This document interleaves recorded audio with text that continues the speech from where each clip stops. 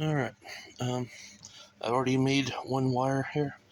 This is the 2-aught cable going to the Swede power inverter here. I have this going up here to there, 2-aught cable connector. Going to a 250 amp fuse here, or 200 amp fuse, and going to the Anderson 175 amp connector. And of course, you got the negative over here. The battery's supposed to come in today. I'm not sure when it will arrive, but basically I cut the wire here, added one of these, crimped it down with the hydraulic crimper, and I put the heat shrink on.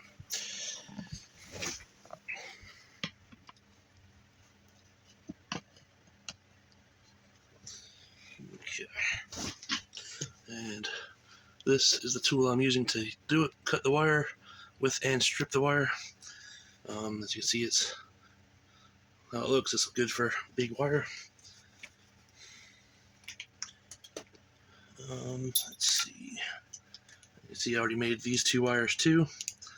The hydraulic crimper there, that's what it looks like. And you can try pulling on those, they're not coming off. I gotta put heat shrink on these still, which is easy enough to do. You can take this, just cut it.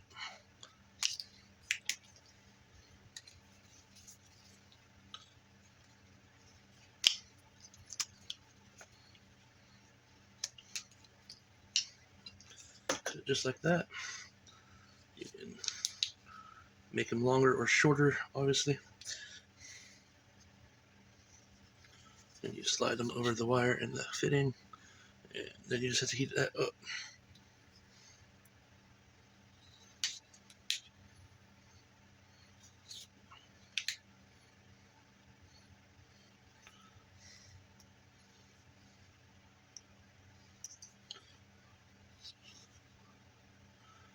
Like that.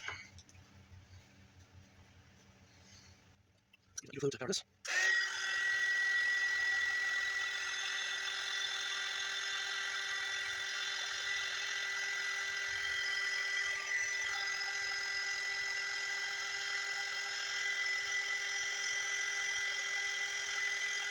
And that's all the there.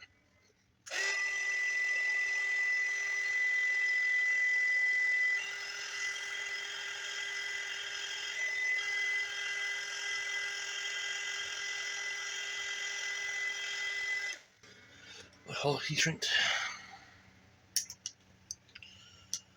I did find that with these Anderson plug connectors inserts here, I had to go down to the 2-gauge crimper because the 1-gauge was still loose on it. So this one makes it nice and tight on 2-gauge wire, or this one I was able to pull it off some. So always make sure that the connections are tight. Alright, so the spring is up in there. That's supposed to go down just like that and clip it. Now you can't pull it out. If you need to redo it, you get something like a screwdriver. You can press down on that spring. Alright, so again, this lip faces the end of that, and you click it in. Let's see if this one will pop up.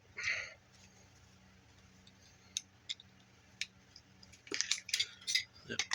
So that one I can get out. So you clip it in there until it clicks. You can take something to press down that spring.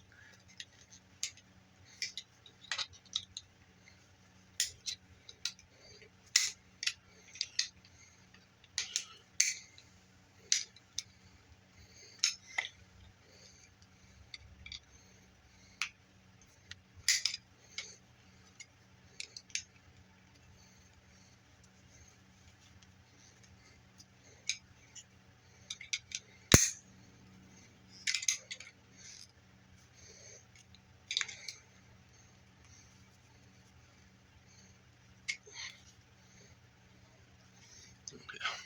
So I got it over the lip in there, and then you just pull it back out.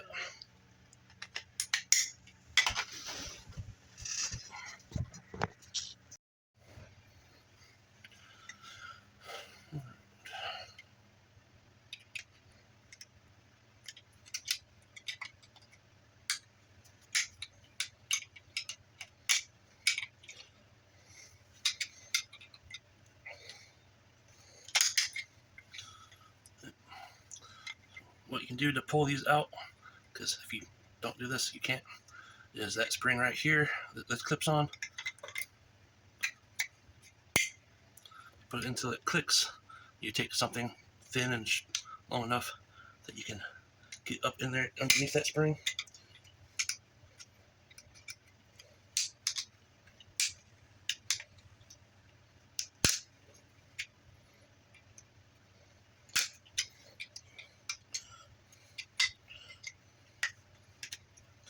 You press down on that, and then you can pull this out just like that.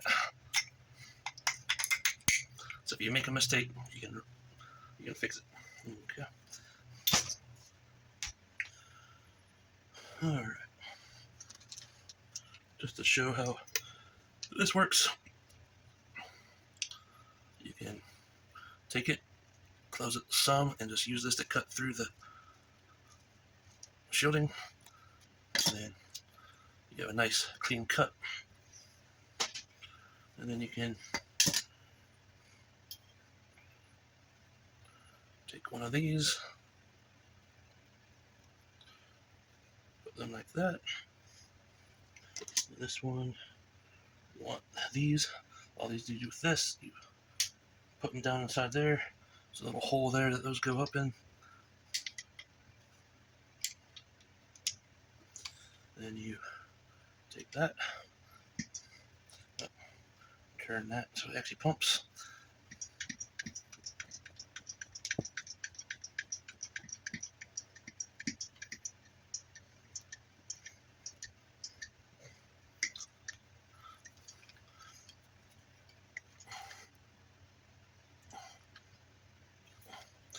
Release the pressure, and there you have a nice strong crimp.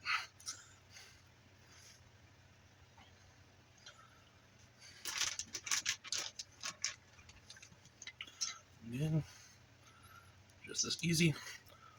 Put it in just far enough to start cutting the insulation. Rotate it a few times, and it comes right off. No broken copper, anything.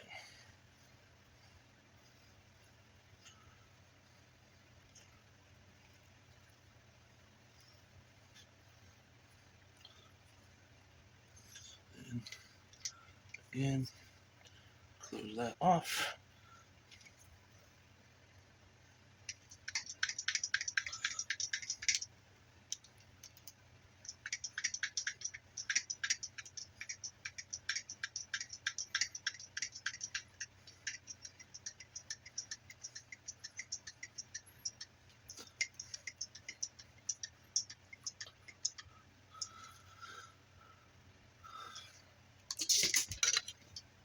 Again, nice hydraulic crimp. Anytime you see a crimp with like that, you know it's going to be a hydraulic one.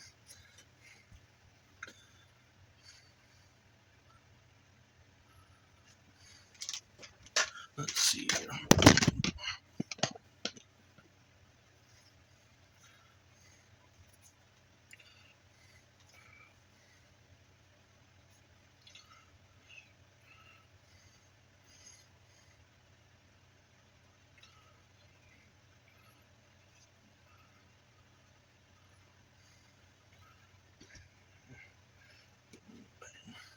Show you how good this cuts through the nice thick wire.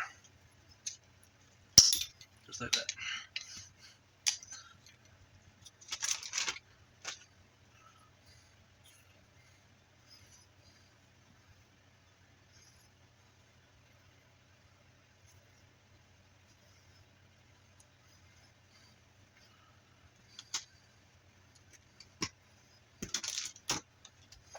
And these were the wires that came with the inverter.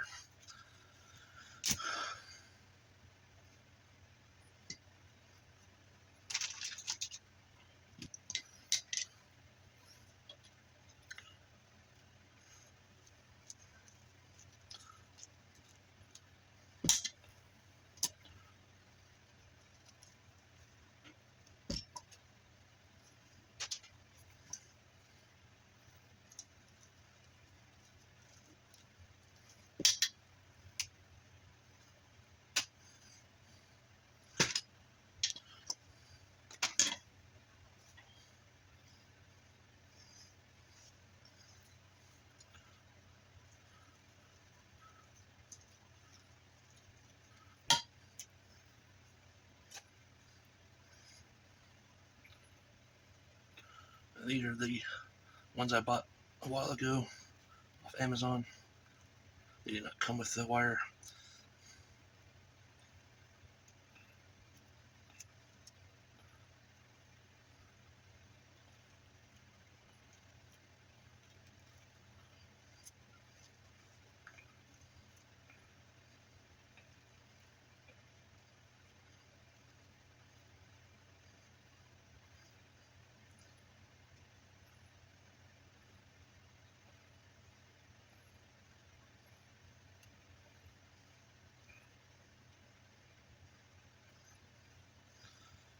Use this crimper on this.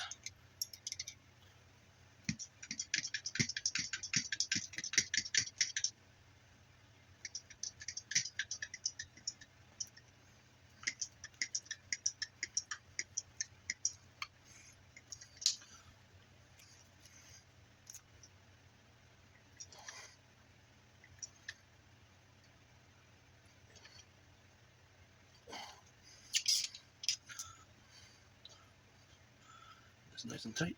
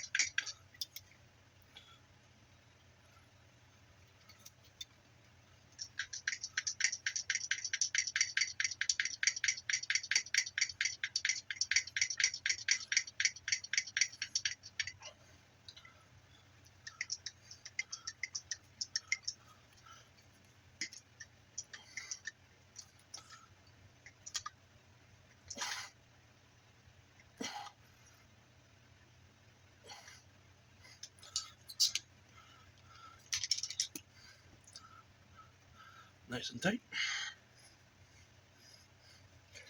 And that will be perfect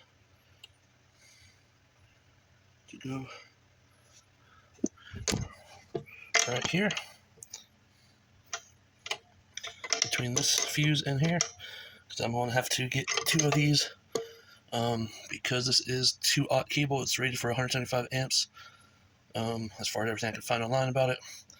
So two of these should be good for 350 amps. 175 amps is good for about 2100 watts on an inverter. So if you have two of these, it's good for about 4200 watts. This obviously goes to 3200 watts max. That's not surge, that's running. It's supposed to go over about 6,000 surge. So by doubling these up, each wire should get about up to 175 amps. I really shouldn't need more than 300 amps to get to 3200. But this will give me some play so the wires don't get so hot that they melt. I just gotta make another one for the black here. I can do another short wire off of this, or a little longer wire, to make another one of these. And basically I already have this, but I could do that to there and then that to that, and that'll give me two of these, and run these to the bus bar, and then I'll have my setup for my trailer, so this can get as many amps as possible. But as you can see with this, it makes this really easy. These cutters are really good for the big wire, and it's really good at stripping the wire shielding off when you need to.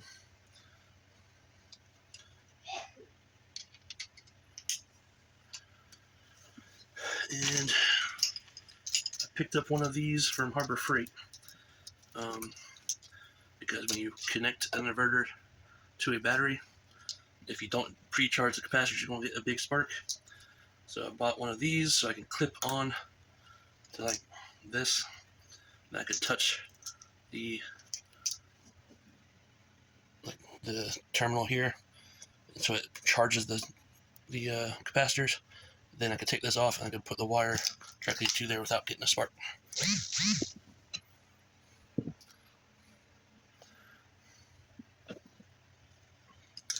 once that battery comes in, I have this here, so I can do a load test, a capacity test, and I got to charge the battery to full first too.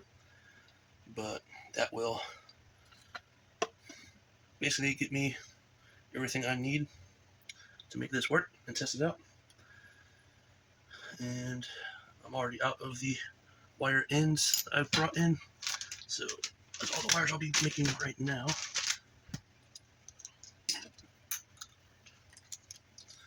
But now I have wires ready to go. I'll heat shrink the rest of that.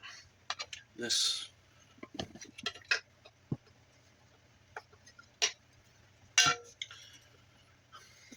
so at this point, you can see how to make Anderson connectors easy. And you can heat shrink and cut these wires if you have something like this. This is much easier than regular wire strippers on big ones. You can also use a knife to cut the shielding off. That's pretty easy. But this makes it easier to cut through the wire. Small ones do not like cutting through big wire. Like this. That cutter is way too small for the big wires. Alright. The next video, I'll hopefully have my battery in, and I'll start doing a charge and discharge test on it.